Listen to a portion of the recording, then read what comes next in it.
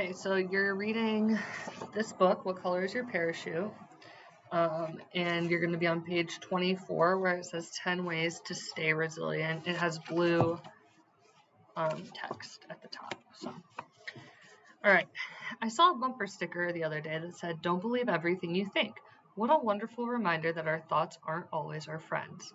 We tend to trust what we're thinking, and most of the time we can, but not always.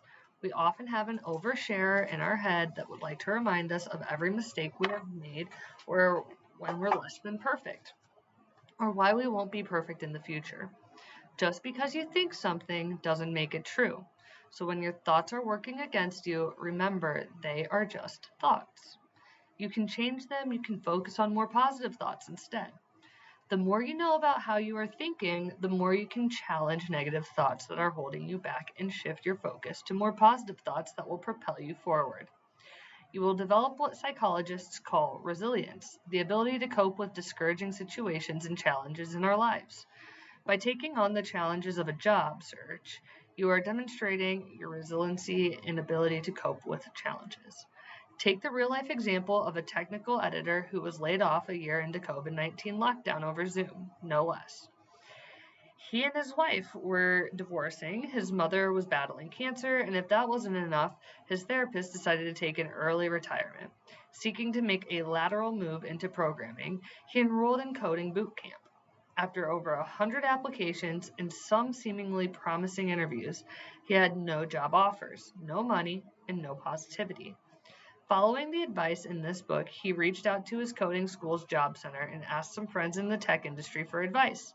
He realized that with every interview, he was learning more about what tech employers are looking for in a candidate.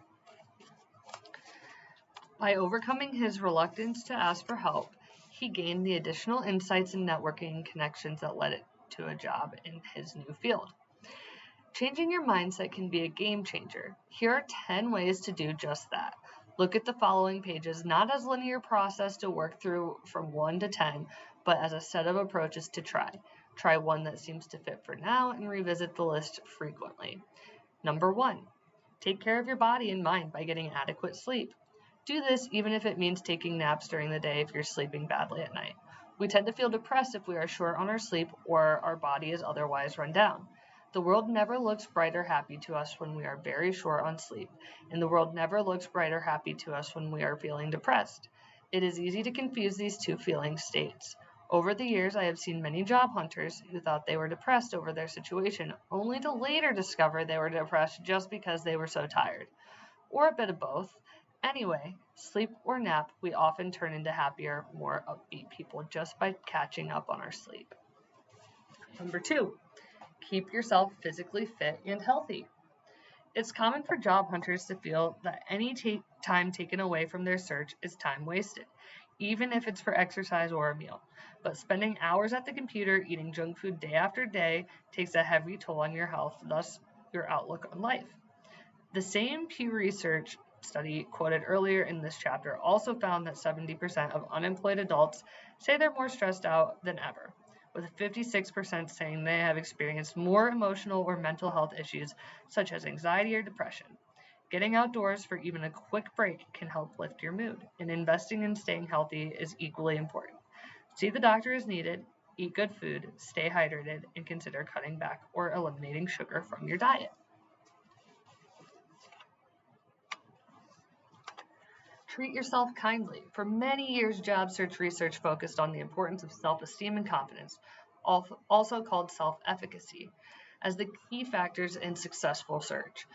But another finding has recently emerged of the importance of self-compassion. How do you talk to yourself when you're in this process? I'll bet you say things to yourself you would never say to a friend. Self-compassion involves telling yourself some key phrases focusing on your safety, your health, your happiness, and your peace of mind. When you are feeling anxious, for example, instead of berating yourself or fighting your feelings of anxiety, try a suggestion from Dr. Chris Germer. Tell yourself, just afraid. Maybe shrug your shoulders when you say this to emphasize no big deal. Because that's what anxiety is, fear. By soothing yourself, normalizing your feelings, everyone feels afraid at times. The job search can be scary. and giving yourself permission to feel without judgment, you become your own support system. Building a strong support network is another way to show self-compassion. Here's a fun way to treat yourself kindly. Go on a fun mini adventures. Look for inexpensive places like parks. Often there are portions of our surroundings that we had never explored, but a tourist would hit on the very first day when they were there. I lived in New York City for a long time. Never once went up in the Empire State Building. I lived in San Francisco for years. Never once went out to the zoo. You get the point. If I lived in either of these cities today and was unemployed for any length of time, I would set out to visit places I'd never seen. Seek out supportive friends to take along the adventures or to boost your mood when you most need it. We can stop obsessing about how much we lost from our past and turn our face toward the future. There are new worlds to conquer after all. Number 4, believe that your behavior matters. What you do makes a difference. Many people who have given up simply believe that they can't do it. They feel helpless, they have lost hope for their own future. Feeling overwhelmed by the changes in your industry or workplace can increase feelings of helplessness. You might be interested in learning about the work of Dr. Martin Seligman, an expert on learned helplessness. He studied how people and animals become helpless in certain situations, particularly when they feel they have no control of the circumstances or the outcome. After years of studying this, Dr. Seligman suddenly turned his research around and started studying learned optimism. That is how we can learn to be optimistic in the same way we learn to be helpless. And we can. Dr. Seligman's book, Learned Optimism, can teach you how to think differently. He also offers free optimism assessment. You just have to register. So feeling helpless is a state of mind that you can change. It starts by recognizing that if anyone has the power to make changes in your life, it is you, because it is your life. You start by recognizing the challenges you are facing and then take action to overcome them. What you choose to do matters, and you need to believe that. It will make a difference in your life. Simply ask yourself, what actions would I take if my behavior counted? Can start you on a new path. Number 5, gain a new perspective by reframing your situation. Change your perception of reality by selecting what you focus on. This is not wishful thinking or the power of attraction. You don't think of a new job and magically it appears. Rather, you combine hard work with the belief that you can be successful. One helpful tool for this is a system of thought called appreciative inquiry, first developed as a way to stimulate new ideas, stories, images that generate new possibilities for action. We create our own reality, not by being in denial, but by choosing which aspects of our life to focus on. And since we can choose what to focus on, choose the positive aspects. Finally, a third principle tells us to ask ourselves better questions to get better answers. So instead of asking yourself, why is the job search so hard? Or why can't I get more done? Try asking yourself, what would I like to see more in my life now? Or what would I like to focus on today to move my job search forward? Where have you succeeded in the past? If you currently have a job or have held a job in the past, you must have done something right to get that job. What other times have you set goals and achieved them? I know this might sound silly, but it's important to remind yourself. We tend to forget all that we have accomplished and focus on what we didn't get done. You have a tendency to feel anxious about the job search. Are you anxious in interviews or when approaching possible network connections? What if you reframe your anxiety as energy? You do feel more jazzed up when you're anxious, right? What if instead of worrying about your anxiety, you focus on how much energy you have to do this particular task? Energy is a good thing to convey to a potential employer. If you tend to focus on what's not working, consider making a gratitude list. Write down 2 or 3 things you're grateful for today, and then do it again tomorrow and the next day. Make it a mental game to see how many things you notice during the day that you can be grateful for. Just don't create a lot of rules around the list. The latest research tells us that gratitude lists lose their effect, which is powerful, by the way, if we turn them into a chore by requiring ourselves to write them every day. Try making a list for a week, then stop. Continue it only when you want to. Focus on other people instead of yourself. If your employment or job search is dragging on and you're starting to have a lot of time on your hands, find some place in your area that is dedicated to serving people who are worse off than you are and go volunteer there. I'm talking food banks, hospitals, housing aid, that sort of thing. You can do a search on Google, put in the name of your town or city plus the name of the problem you want to help with and see what turns up. If you determine to help someone else in need while you're unemployed, you won't feel so discarded by society.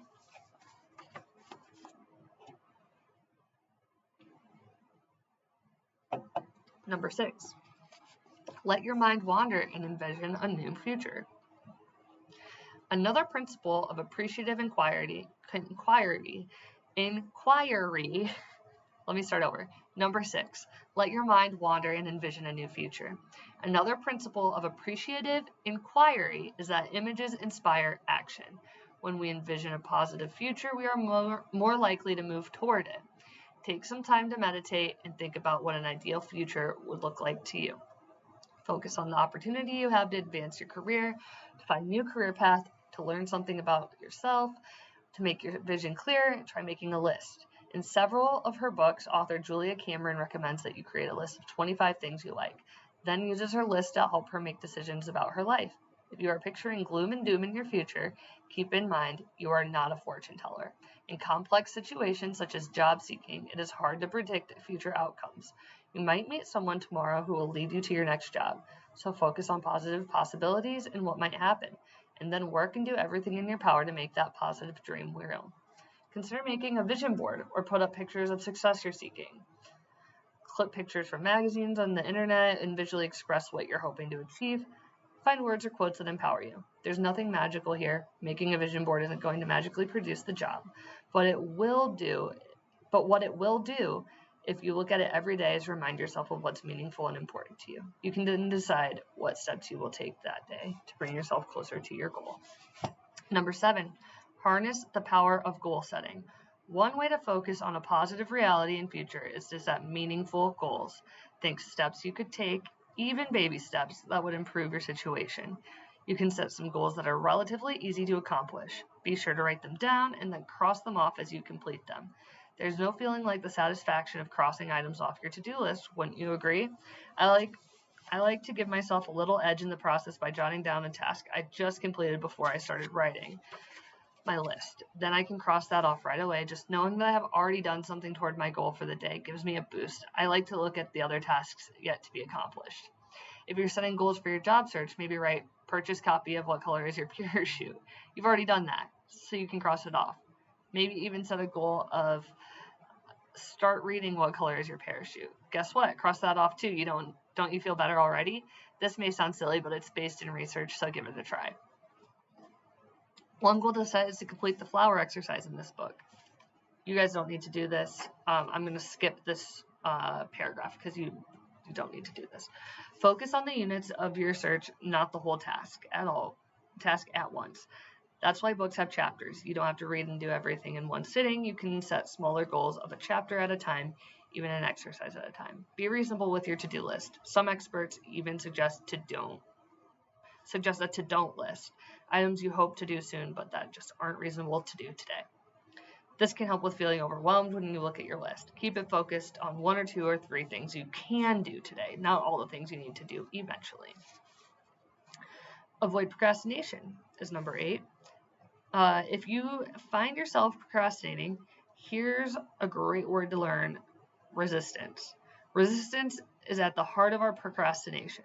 It seems illogical. You want a job, so you should do all you can to get that job, right? Well, the problem is that the more important something is to us, the more likely we are to resist it because we want it to be perfect.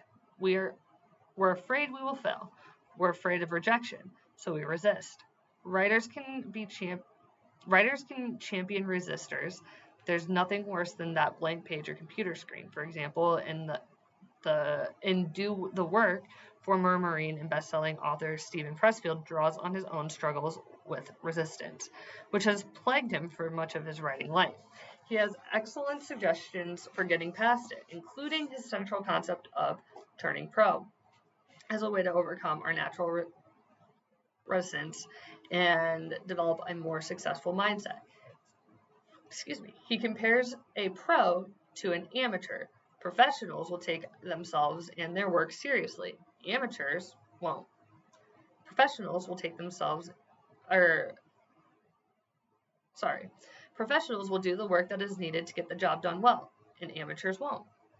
Think about it. How can you turn pro in your job search? How can you show yourself at your best throughout the process? How can you take yourself and your job search seriously? Every section of this book will help you do that if you follow the suggestions. Take note and perhaps write down any triggers that might pull you off the job search path. What distracts you from your progress? What could you do to lessen those distractions?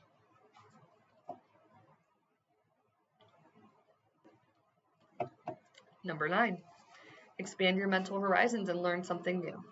Read up on subjects that have always interested you, but you've never had enough time to explore. Visit your local library for books, CDs, DVDs, and online resources. If your library card isn't current, get a new one. You'd be amazed at the wealth of resources libraries offer these days beyond traditional books. If you can't think of any subject, there's always self-improvement in human mind. Your mind, after all, is working hard to figure out what to do next. The more we understand it, the better we can heal. If you're looking for suggestions, I'd read anything by Martin Seligman. I've already recommended Learned Optimism, which, as one reviewer commented, vaulted me out of my funk. It has excellent chapters on dealing with depression. Or there's Seligman's 2012 book, Flourish. Psychologist David Byrne's excellent book, Feeling Good, has been clinically proven to improve both depression and anxiety. Many self-help authors have lots of videos on YouTube if you'd prefer to listen rather than read. Speaking of videos, there's millions of free videos, podcasts, webinars, and so on online, where you can learn just about anything. You can type the format you prefer, plus the subjects that interest you in your favorite search engine, such as Google, and then pick through whatever turns up. There are also, of course, books from online bookstores. Number 10, find positive ways to channel your frustrations or anger. Exercising to the point of exhaustion can be a great way to burn off the excess energy and anxiety you're feeling. Go for a run, walk the dog, jump rope. Some people find it helpful to punch a pillow or punching a bag to get the angry energy out. It's astonishing how many of the unemployed have told me this actually helps them get rid of some of their anger. And this helps lift our depression as well. Sometimes feeling down and feeling angry seem almost to be two different sides of the same coin. If you don't have a gym in your life, you can build one at home, simply by putting a pile of pillows on top of your bed and then pounding the pillows repeatedly as hard as you can without breaking anything in your hands, wrists, or arms. This often really helps. We are strange creatures. None of these suggestions are helpful and the job search is dragging you down mentally, emotionally. Consider enlisting in the help of a professional psychologist, counselor, or coach. All right, so that was 10 ways to stay resilient in the job search. From What Color is Your Parachute? Please do your guided notes with this. And I'll see you next time in the next video of readings. If you have any questions, you can email me.